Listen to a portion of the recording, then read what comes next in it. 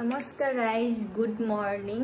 আজি হৈছে লক্ষী পূজা আৰু সেইকাৰণে সোনকালে উঠিছো কাৰণ বহুত কাম আছে। মোৰ এই সোফা কেইখন মানে অকমান উলট পালট কৰিম কাৰণ আমাৰ যিটো থাপনা বহোৱা নাই, সেইকাৰণে ভাবিছো এই সোফাখন অকমান সাইড কৰি পেলাই আজি মাটিতে থাপনাখন বহাই দিম, মানে পূজাৰ কাৰণে আৰু লক্ষী পূজাখন ভালকে কৰিম বুলি ভাবিছো।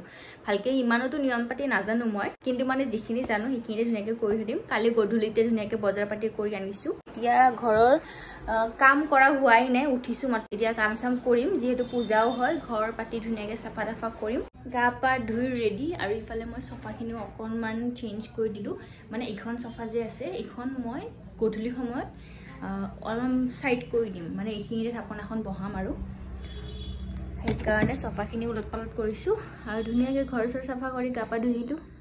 এইটো পিম্পলছ নতুনকৈ উঠিছে। এতিয়া চাকি বন্তি দিওঁ, তাৰপিছত ফুলত পানী চানি দিওঁ। আৰু মাৰ মানে ফুলৰ বাগান নতুনকৈ ভূত উঠিছে, ফুলৰ বাগান বনোৱা। বাহিৰত ধুনীয়াকৈ বাগান বনাই ধৰিছে, মই দেখুৱাই আছোঁ বাৰু আপোনালোকক, কিন্তু তাৰে আগতে মই ধুনীয়াকৈ চাকিবোৰ দি লওঁ। এয়া হৈছে আমাৰ মাৰ ভিতৰৰ দুডাল গছ, মানে ইনডোৰ প্লেণ্টছ বুলি যে কয়, সেই দুডাল। আৰু তাৰপিছত বাহিৰতো ধেৰ আছে দেই। ইয়াতে সজোৱা বস্তু আছে, মানে সজোৱা গছ আছে, দেন কচু আছে। তাৰপিছত এইডালো কিবা হয়, ইমান ভালকৈ নাম নাজানো। তাৰপিছত ইয়াতে পুদিনা আছে, ধনিয়া আছে, এয়া এল'ভেৰা, আৰু এয়া ফুল। তাৰপিছত এয়া কিবা কিবি ইমান ভালকৈ নাজানো, আৰু আছে।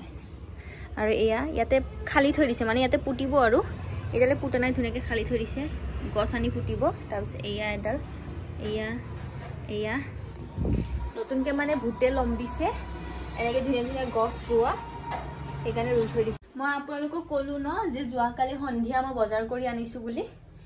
এয়া আনিছিলোঁ মই ধূনা দানি দেই, ধূনা জ্বলাবৰ কাৰণে। তাৰপিছত যিটো ধূনাৰ গুড়ি, সেইটোও মই লৈ আহিছোঁ। ৰাতিপুৱা কি হ'ল, এই পাচিটোত গোটেইখিনি পূজাৰ বস্তু থোৱা সময়ত সেইটো মানে ধূনা দানিটো ডাইনিঙত পৰি কিনে থেপেচকৈ ভাঙি থাকিলে। এতিয়া ৰাতিপুৱা ধূনা দিয়া কথা আছিলে, ভাবিছিলোঁ দিম বুলি। ধূনা গোন্ধটো খুব বেছি ভাল লাগে, কিন্তু নাই, এতিয়া দিয়া নহ'ব। আৰু ৰবাব টেঙা লাগে নহয় লক্ষী পূজাত, সেই ৰবাব টেঙা যোৱাকালি গধূলি নাপালোঁ, তো আজি আকৌ আনিব যাম। সেইটো আনিব গ'লে মই আকৌ এটা ধূনা দানি কিনি আনিব লাগিব, তাৰপিছতহে গধূলি যদি জ্বলাব পাওঁ। মানে ধূনা নিদিলে কিবা আধৰুৱা টাইপ লাগে অকণমান। এইপিনে আকৌ বেডশ্বীটখন উঠাই দিছোঁ লক্ষী পূজা বুলি। ইপিনে গাৰুৱাৰবিলাকো খুলি পেলাই ধুব দিব লাগিব। বেডশ্বীট গাৰুৱাৰ চব মানে চেঞ্জ কৰি দিম। ড্ৰয়িং ৰুমৰ বিচনাখনৰ বেডশ্বীট দুদিনমান আগত চেঞ্জ কৰিছোঁ, তো এতিয়া নকৰোঁ। কিন্তু শোৱা বিচনাখনৰ বেডশ্বীটখন চেঞ্জ কৰি দিম। চেঞ্জ কৰিছোঁৱে, মানে তুলি দিছোঁ লেতেৰাখন, কিন্তু মানে চাফা এখন পাৰা নাই, মানে মই বিচাৰি পোৱা নাই এতিয়ালৈ। মেইন কথা হ'ল সেইটো। আমাৰ ঠাকুৰীয়া দাদাৰ গাড়ীৰ চাবি মোৰ ঘৰত আছিলে। আজি লক্ষী পূজা, লক্ষীজনীক লৈ যোৱা, চাবি লৈ যোৱা। গাড়ী আহি কিনে থৈ কিনে আকৌ চাবি মোৰ তাত দিবা। বাকী দুখন থাকিব, আজি এখন চলোৱা। সেইখন মোৰ, থাৰখনো মোৰ। और जीएस 1250 कौन क्या किनिला सपना उठा सपना बड़ा सपने बड़े देखने चाहिए, सपने पूरे होते हैं। क्या बजिसे घड़ीत 2:30 আৰু অলপমান দেৰিকে লাহে লাহে পূজাৰ যোগাৰ কৰিব পৰা হমে। আৰু তাৰে আগতে মোক এযোৰ মেখেলা চাদৰ লাগিব গধূলি পিন্ধিবৰ কাৰণে। কিন্তু ইয়াতে মই মেখেলা চাদৰ বিচাৰি পাম বুলি আপোনালোকে ভাবিব পাৰে নেকি কওকচোন? ইয়াতে মানে মই দেখাই নাই দূৰ দূৰলৈ মেখেলা চাদৰ। শাড়ী পিন্ধিব পাৰি বাৰু, এখন পিংক কালাৰ শাড়ী আছে, বাট মেখেলা চাদৰৰ নিচিনা হ'ব নোৱাৰে। তো এযোৰ মেখেলা চাদৰে ধুনীয়াকৈ বিচাৰি উলিয়াই লওঁ। মোৰ ৰাতিপুৱা যে ভাঙি যোৱা বুলি ক'লোঁ ধূনাদানিটো, সেইকাৰণে লগৰজনীক এইটো লৈ আহিব দিছোঁ। তাই বজাৰত গৈছিলে, তো ফোন কৰোঁতে ক'লোঁ যে মোৰ কাৰণে এটা লৈ আহিবি। তো বজাৰত নোযোৱাকৈ হ'ল, সেইটো লৈ আহিলে। আৰু লগতে লৈ আহিলে মাৰ হাততে নুঠে ৰবাব টেঙা। মানে যোৱাকালি সন্ধিয়া মই বজাৰত যাওঁতে ৰবাব টেঙা নাছিলে, আজি আছিলে, তাইক লৈ আহিব দিলোঁ। আৰু এইপিনে মই বুট ভিজাইছোঁ। এতিয়ালৈ সিজা নাই বাৰু, কিন্তু সিজি যাব যেন লাগিছে, টাইম আছে, টাইমলৈ সিজি যাব। সময় হাতত একদম কম, সেইকাৰণে সন্ধিয়া হৈ গ'ল। তাৰপিছত মই গা পা ধুই পেলাই ধুনীয়াকৈ মেখেলা চাদৰ এযোৰ বিচাৰি পেলাই পিন্ধিলোঁ। এতিয়া থকি যোগাৰ কৰি আছোঁ, কাৰণ বেছি দেৰি হৈ গ'লে আকৌ সেইপিনে ভাল নালাগে নহয়, সেইকাৰণে এতিয়া ফলত যোগাৰখিনি ঠগি যোগাৰখিনি কৰি আছোঁ। ৰবাব টেঙা আপেল কাটি পেলাই দিলোঁ এতিয়া মই কুঁহিয়াৰ কাটি আছোঁ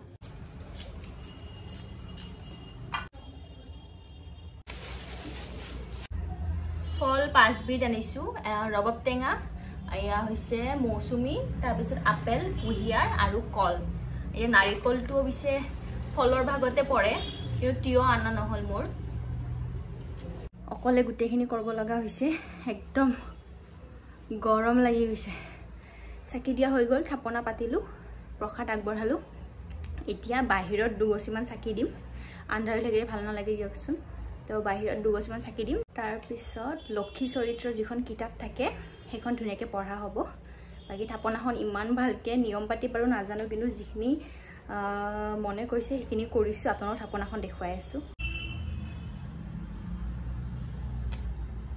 বাকি মই ইপিনে এখন এনেকুৱা ষ্টিকাৰ আনিছিলোঁ যিখন দুৱাৰমুখত লগাই সেইখন ধুনীয়াকৈ লগাই দিওঁ তাৰপিছত ধূনা চুনা জ্বলাই পেলাই আমি লক্ষী চৰিত্ৰখন পঢ়িম মানে মই পঢ়িম এয়া আমাৰ বাহিৰৰ পৰিৱেশ এয়া আমাৰ ভিতৰৰ ৰুমৰ পৰিৱেশ ৰুমটো একদম ধোৱা ধোৱা হৈ গৈছে মানে হেৰি দিলোঁ যে ধূনা দিলোঁ যে সেইকাৰণে একদম ধোৱা ধোৱা হৈ গৈছে গোটেই ৰুম চাৰিওপিনে একদম ধুনীয়াকৈ ধূনা দিছোঁ লক্ষী চৰিত্ৰখন পঢ়িলোঁ মই আৰু পঢ়াখিনি দেখুৱাব নোৱাৰিলোঁ দিয়কচোন সেনেকৈ মানে মাজতে উঠাটো ভাল নহয় তো 1.5 ঘণ্টামান লাগিল পঢ়োঁতে সেইখন পঢ়োঁতে বহুত কিবা কিবি বুজি পালোঁ মানে নিয়ম কিছুমান থাকে আমি যিহেতু নামানো ইমানখিনি কিন্তু কিছুমান এনেকুৱা আমি অন্ধবিশ্বাস বুলি ভাবি পেলাই কিছুমান কথা এৰি দিছিলোঁ সেইবিলাক কথা লক্ষী চৰিত্ৰখন লিখা আছে মই দেখি পেলাই মানে একদম আচৰিত হৈ গৈছোঁ সঁচাই পঢ়ি পেলাই ভাল লাগে মনটো একদম পবিত্ৰ লাগে আৰু প্ৰত্যেক বৃহস্পতিবাৰে পঢ়িব পাৰিলেতো আৰু খুব বেছিয়ে ভাল কিন্তু মোৰ বছৰত এবাৰে পঢ়া হয় ভাল লাগিলে পঢ়ি পেলাই বহুত কিবা কিবি লিখা থাকে আৰু এইবোৰ জানিবলগীয়া কথা আৰু আপোনালোকে যদি পঢ়া নাই কোনোবা যদি লক্ষী চৰিত্ৰ পঢ়া নাই তেতিয়াহ'লে বৃহস্পতিবাৰে ধুনীয়াকৈ মন্দিৰত চাকি বন্তি জ্বলাই পেলাই নিজৰ থাপনাত ধুনীয়াকৈ এবাৰ পঢ়ি চাব বেছি টাইম নালাগে 1.5 ঘণ্টা 2 ঘণ্টামান লাগিব খুব বেছি ভাল লাগে নজনা কথা কিছুমান জানিব পাৰিব বাকি ঠগীখন মই ধুনীয়াকৈ ভাঙিলোঁ পূজা সমাপ্ত কৰিলোঁ লক্ষী চৰিত্ৰখন পঢ়ি পেলাই এয়া ঠগী ভঙা হ'ল ধুনীয়াকৈ চাকি জ্বলি আছে আৰু লগতে ইপিনে থাপনা চাকিও জ্বলি আছে আমাৰ বাকি এতিয়া মেইন খাদ্য খিচাৰী এতিয়া খিচাৰী বনাম কাপোৰ চাপোৰ খুলি লওঁ ধুনীয়াকৈ তাৰপিছত খিচাৰী আয়োজন কৰিম আৰু